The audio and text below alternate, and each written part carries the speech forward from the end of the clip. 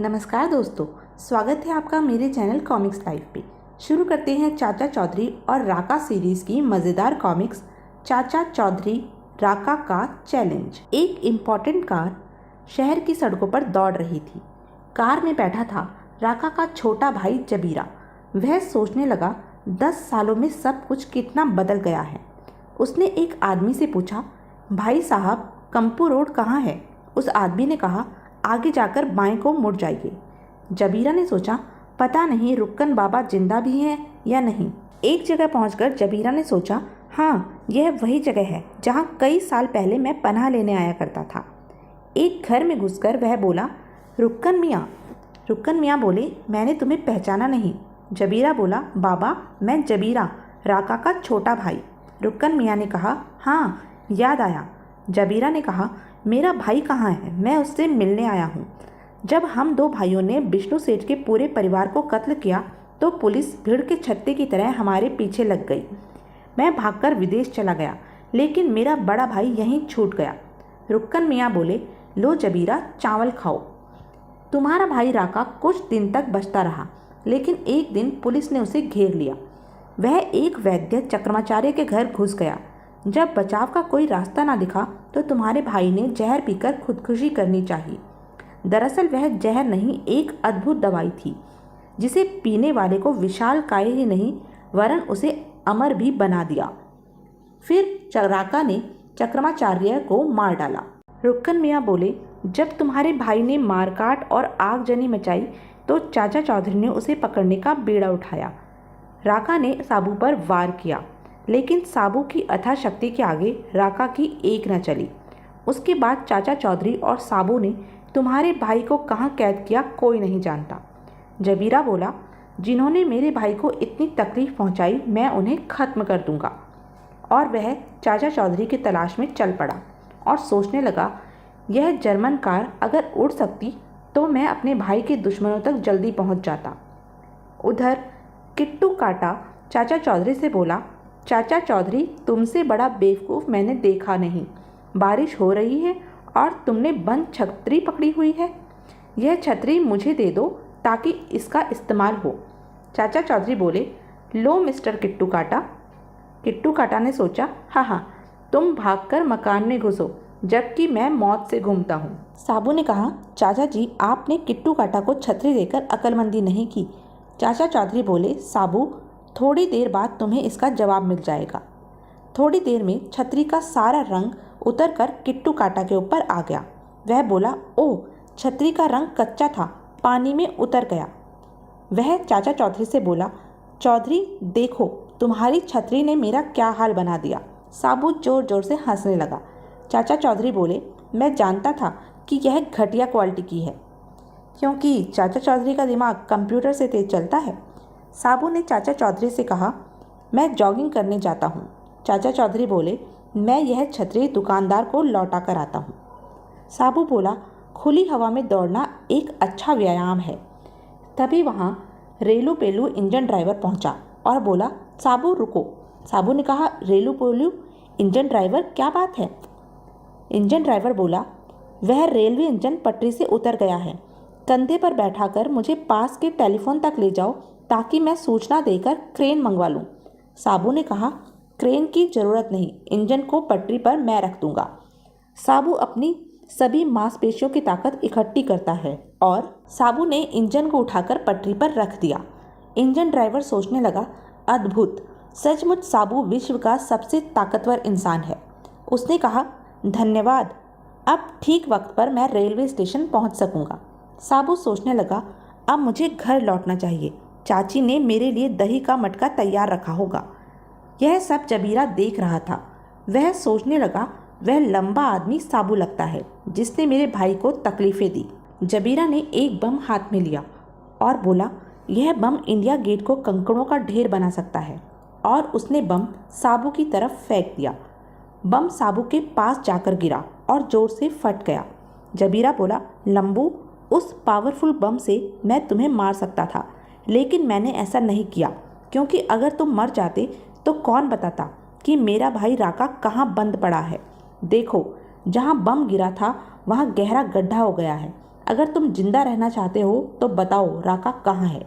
साबू बोला, चूहे, तुम अपने भाई से मिलना चाहते हो? मैं तुम्हें भी वहाँ बंद कर देता हूँ जहाँ वह है। जबीरा बोला, रुको, मेरे पास एक और बम है, यह तुम्हारी धज्जियाँ उड़ा देगा। साबू ने कहा, राका ने सैकड़ों निर्दोष लोगों की हत्याएं की, उसके बंद रहने से समाज में शांति रहेगी। जबीरा बोला, राका को बाहर निकालो, मैं तुम्हें लाखों डॉलर दूंगा। साबू ने कहा, चूहे, मुझे रिश्वत देता है? मैं तुम्हें सबक सिखाने आ रहा हूँ। जबीरा बोला, अगर तुम एक कदम भी आगे बढ़े तो मैं तुम्हें बम से उड़ा दूंगा। तभी चाचा चौधरी वहाँ आ पहुँचे और उन्होंने गुलेल से जबीरा के हाथ पर मारा। जबीरा के हाथ का बम उसी की कार पे जा गिरा और उसकी कार के चीथड़े उड़ गए। साबू ने कहा, धन्यवाद चाचा जी, इससे लगता है कि राका को छुड़ाने के लिए प्रयत्न हो रहे हैं। अगर वह आज़ाद हो गया तो संसार का अमन चैन खतरे में पड़ जाएगा। चाचा चौधरी बोले, वह डाकू कहाँ बंद है इसको सिर्फ 3 लोग जानते हैं, साबू, तुम, मैं और गुरु सामबोध। उधर चाचा चौधरी के घर पर उनका कुत्ता रॉकेट भौंक रहा था। चाची बोली, हाँ रॉकेट, मुझे पता चल गया कि तुम्हारा मालिक घर आ रहा है। बीबी खाना टाउन प्लानर के ऑफिस में वहाँ का चेयरमैन बोला, जेंटलमैन, बोर्ड की मीटिंग इसलिए बुलाई है कि कंपनी ने नई योजना बनाई है। शहर के उत्तर पश्चिम में एक घना जंगल है। हमारी टाउन टाइन कंपनी ने उसे सस्ते दामों में खरीद लिया है। शहर में आवास की तंगी है। उस जंगल की जगह एक नया नगर बसाया जाएगा। प्लाटों की बिक्री से करोड़ों रुपए का मुनाफा होगा। एक आदमी बोला, लेकिन चेयरमैन साहब, क्या सरकार ऐसा करने देगी? वह जंगल ग्रीन बेल्ट की तरह घोषित हो चुका है। चेयरमैन ने कहा, उस टाउनशिप को पास कराना हमारा काम है। क्या हम मिनिस्टरों को चुनावों में लाखों रुपया चंदा नहीं देते? जोगा, वह जंगल कितने दिनों में साफ हो जाएगा? जोगा बोला, 1 हफ्ते में साहब। राह चलते राहगीरों ने कहा, वह कैसी मशीन है?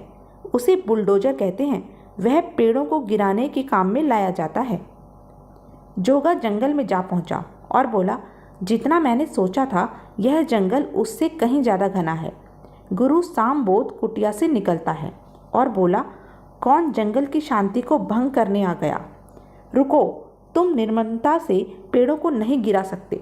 जोगा बोला, बुढ़े, पीछे हट जा। और गुरु सामबोध एक पेड़ के नीचे दब गए। जोगा ने एक पेड़ को देखकर सोचा, उस बड़े पेड़ में कार्क क्यों लगा है, उसे गिराता हूँ।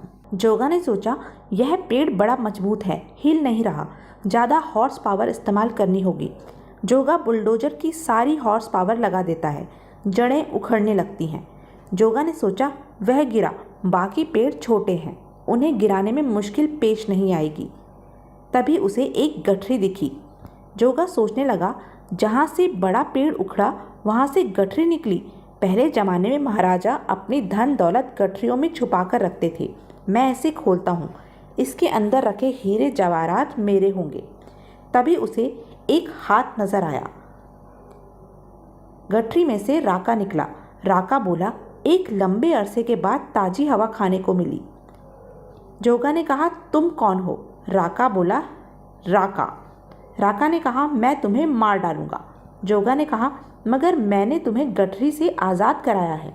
राका बोला, तो मैं तुम्हारी जान बख्शता हूँ। जोगा वहाँ से भाग खड़ा हुआ और बोला, मैं भूलकर भी कभी इस जंगल की तरफ नहीं आऊँगा। राका ने सोचा, मेरा पहला काम होगा कुछ खाने के लिए ढूंढना, बड़ी भूख लगी है। उधर एक शादी में लड़की का पिता बोला, खेरूमल, बेटी की शादी का मामला है, खाना स्वादिष्ट बनना चाहिए। हलवाई खेरूमल ने कहा, फिक्र ना करिए, बाराती उंगलियां चाटते रह जाएंगे। राका को खाने की खुशबू आई तो वह सोचने लगा, काम बन गया, अच्छे खाने की खुशबू आ रही है। वह हलवाई के पास गया और बोला, मैं भूखा हूँ, मुझे खाने को दो। हलवाई ने कहा, तुम्हें शर्म आनी चाहिए, यहाँ लड़की की शादी है। राका बोला, मैं सारा मंडप तहस नहस करता हूँ। लोग अपनी जान बचाकर भागने लगे। राका ने खाना खाना शुरू किया और सोचने लगा, बहुत दिनों बाद भरपेट खाने को मिला है। एक औरत ने पुलिस स्टेशन फ़ोन किया और बोली, हेलो पुलिस स्टेशन, यहाँ एक विशाल आदमी ने दंगा फसाद किया और कई लोगों को मार डाला। पुलिस इंस्पेक्टर बोला, रोशन लाल, पुलिस फोर्स लेकर मेरे साथ चलो, एक मुजरिम को पकड़ना है, उसने शादी में कईयों को मार डाला, गाड़ी उस नुक्कड़ पर रोक देना। इंस्पेक्टर ने राका से कहा, अपने आप को हमारे हवाले कर दो। राका बोला, मैं खाने में विघ्न बर्दाश्त नहीं करता। मच्छरों, तुम्हारी भलाई इसी में है कि चुपचाप यहाँ से चले जाओ।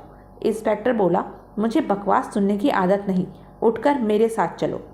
राका बोला, तुम्हें चुप कराने का यही तरीका था, और उसने कुल्हाड़ी से इंस्पेक्टर की गर्दन काट दी। बाकी सिपाहियों ने राका पर गोलियां चलाई और बोले, उस पर गोलियों का असर नहीं हो रहा। राका ने कहा, तुम्हारे पटाखे खत्म हो गए, मरने के लिए तैयार हो जाओ। राका ने सिपाहियों को कुल्हाड़ी से मार डाला और बोला, कीड़े मकोड़े परेशानी पैदा करते हैं, इसलिए उनका मरना ही बेहतर है। उसने पुलिस जीप को उठा लिया। जीप में बैठा एक सिपाही बोला, अरे यह क्या करते हो, यह जीप सरकारी गाड़ी है। राका ने कहा, अब इस खिलौने को टूटना चाहिए, और उसने पुलिस जीप फेंक दी। राका बोला, आगे जाकर देखूं शहर के दूसरे इलाके लोग कैसे हैं। वह सोचने लगा, यह सड़कें जानी पहचानी हैं, मेरी गैर हाजिरी में फैशन बदल गया है। तभी एक गाड़ी वहां आई और उसमें बैठा आदमी बोला, वह अपना पुराना साथी राका लगता है। उसने कहा, राका मेरे दोस्त रुको। राका बोला, जागह जेब कतरा। जागह बोला, हाँ वह क्या ज़माना था जब इकट्ठे बैठकर ताश खेला करते थे, अब सिर्फ तुम्हारा जिस्म बड़ा हो गया है। जागह ने राका से कहा, मुझे एक काम मिला है, एक फिल्म एक्टर का अपहरण करना है, 1 लाख रुपए मिलेगा। राका बोला, जागह मैं मामूली काम नहीं करता, यह मेरी तौहीन है। जागह ने कहा, याद है एक बार मैंने तुम्हें जेल में लोहे की रेती स्मगल की थी, जिसकी मदद से तुमने जेल की सलाखें काटी और भाग निकले थे। राका बोला, अच्छा बाबा, तुम्हारा काम हो जाएगा। जागह ने कहा, हाँ ऐसा बोलो ना। राका बोला, अब मुझे नींद आ रही है, तुम जाओ, कल हम बात करेंगे। रात होती है। चौकीदार या खाने की तलाश में निकले भूखे कुत्ते को छोड़कर सब सो जाते हैं। चौकीदार पहरा दे रहा था, जागते रहो। दूसरे दिन एक कीमती कार शहर की ऊबड़ खाबड़ गली में घूमती दिखाई देती है। कार में बैठा आदमी अपने ड्राइवर से बोला, ड्राइवर आगे नुक्कड़ पर कार रोकना। जागा ने राका से कहा, राका फिल्म प्रोड्यूसर ब्रो आ गया है। जागा बोला, सेठ तुम्हारा काम राका करेगा। ब्रो ने कहा, यह काम चुपचाप होना चाहिए, क्या तुम्हारा साथी विश्वसनीय आदमी है? जागा ने कहा, 100%। सूरज कल निकलेगा या नहीं, पर राका जो काम हाथ में लेता है वह निश्चित होता है। राका बोला, सेठ ब्रो, तुम अपनी ही फिल्म के एक्टर का अपहरण क्यों करना चाहते हो? ब्रो ने कहा, तुम डाकू हो ना, तुमने कभी बिजनेस में पैसा नहीं लगाया। मेरी फिल्म में करोड़ों रुपया लगा है, इसलिए बॉक्स ऑफिस पर उसका कामयाब होना जरूरी है, नहीं तो मैं कटोरा लेकर मंदिर के बाहर भीख मांगने लगूंगा। अगर हीरो अगवा हो जाता है तो देश में चारों तरफ सनसनी फैलेगी, लोग अपने चहेते सितारे को देखने के लिए सिनेमा घरों पर टूट पड़ेंगे, फिल्म हिट होगी और करोड़ों का मुनाफा होगा। राका बोला, ब्रो सचमुच तुम कुशल बिजनेसमैन हो, खुद करोड़ों डकारना चाहते हो और हमें सिर्फ 1 लाख देकर दफा करना चाहते हो। और राका ने कुल्हाड़ी ब्रो के गले पर रख दी। जागा बोला, अरे रे, कुल्हाड़ी को हटाओ। ब्रो ने कहा, ठीक है, फिल्म में जो भी मुनाफा होगा उसका 10% मैं तुम्हें दूंगा। फिल्म स्टार जान खां, यह इस वक्त टेनिस कोर्ट में मिलेगा। राका और जागा किडनैप के लिए निकल पड़े। जागा बोला, आओ चले। राका, कहीं ऐसा ना हो कि जान खां वहाँ से खिसक जाए। टेनिस कोर्ट में एक खिलाड़ी जान खां से बोला, जान खां तुम अच्छा खेल लेते हो, क्यों नहीं अगले साल तुम विंबलडन में किस्मत आजमाते। टेनिस कोर्ट में पहुंचकर जागा बोला, वह लंबे बालों वाला युवक देख रहे हो, वही है हमारी किस्मत का सितारा। राका ने कहा, मैं अंदर जाता हूँ। जान खां के बॉडीगार्ड्स ने राका को रोका और बोले, रुको, तुम अंदर नहीं जा सकते। पर राका ने उसके बॉडीगार्ड्स को एक ही हवार में चित कर दिया और बोला, चूहो एक तरफ हट जाओ। जान खां राका को देखकर बोला, तुम टेनिस कोर्ट के अंदर कैसे आए, क्या किसी ने तुम्हें रोका नहीं? राका ने कहा, तुम्हारे चूहे बाहर मिट्टी चाट रहे हैं। जान खां बोला, तुम्हें इसका अंजाम भुगतना होगा। राका ने कहा, यह फिल्म नहीं असली चीज़ है, चलो थैले में। एक खिलाड़ी बोला, कोई आओ, वह जान खां को थैले में डालकर लिए जा रहा है। दूसरी सुबह अखबार में खबर छपी, सुपरहिट हीरो का अपहरण। एक आदमी ने अखबार पढ़ा और बोला, देखा है कि एक लंबे चौड़े आदमी ने एक्टर जान खान को थैले में बंद किया और ले गया। पुलिस को अभी तक कोई सुराग नहीं मिला। खबर सुनकर एक महिला बोली, मैं जान खान की प्रशंसक हूँ, आज ही उसकी फिल्म देखूंगी। शहर में एक व्यक्ति ने कहा, मैं जान खान की फिल्म देखने जा रहा हूँ। उसका दोस्त बोला, मैं भी, क्या गजब की एक्टिंग करता है। जान खान के अपहरण की बात सुनकर उसकी फिल्म हाउसफुल हो गई। उधर कुछ दूरी पर साबू बोला, चाची भूख लगी है। चाची ने कहा, मैं पड़ोस में जा रही हूँ, लौटकर खाने को दूंगी। साबू बोला, आहा चाचा जी, अंदर से स्वादिष्ट हलवे की खुशबू आ रही है। चाचा चौधरी बोले, साबू कुछ देर मन पर काबू रखो, मेरी पत्नी आएगी तब वह तुम्हें खाने को देगी। साबू बोला, अजी इतना धैर्य किसके पास है, मैं पीछे से किचन की खिड़की के पास जाता हूँ। साबू किचन की खिड़की के पास गया और हलवे को देखकर बोला, आहा यह रहा हलवा।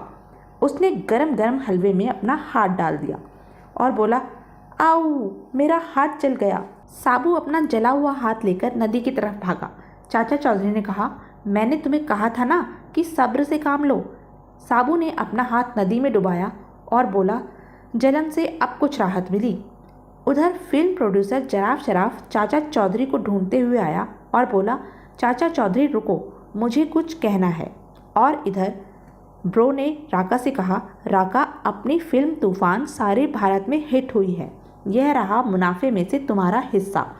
राका, जान खान तब तक कैद में रहना चाहिए जब तक कि मेरी फिल्म सिल्वर जुबली नहीं मना लेती।